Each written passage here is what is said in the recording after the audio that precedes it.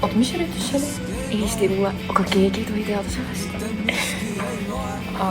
No, ei no, ma ei ütlegi selle. Minu ees laual on hüperboloid, insener Kaalini hüperboloid, insener Kaalini hüperboloid, hüperboloid. Pimestav kiir, silmid pimest. Sa ei usu, mida ma just kuulsin ja teamasin. Kivil istub väike kolm.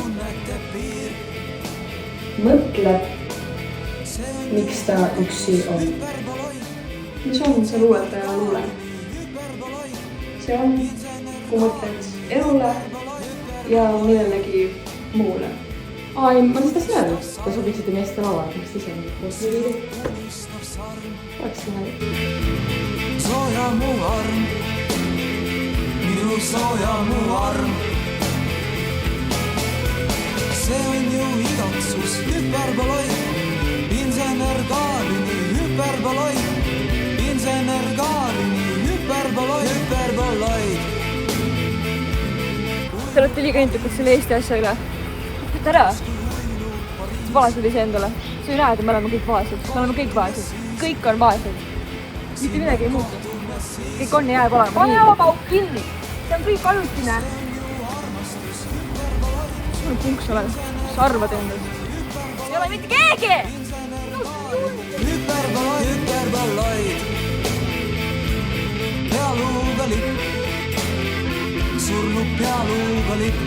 Kui Eesti lipp uuesti vardasse tõmmati, tunduski korraks, et nüüd on kõik võimalik.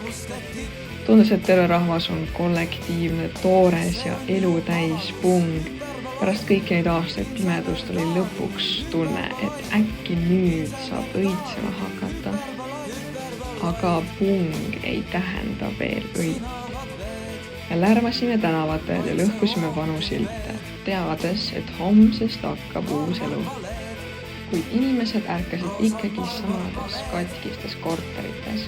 Kas siis selle nimel me kaklesime, laulsime ja peksa saimegi, et saaks vabana vaene olla.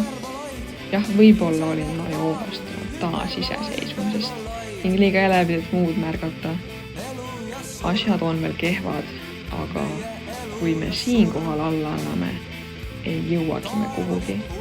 Ma pole allaandja, ma olen punkar ja eestlane. Olukord on sitt, kuid see on meie tuleviku päätis. Insener Kaalini hüperboloid, insener Kaalini hüperboloid, hüperboloid.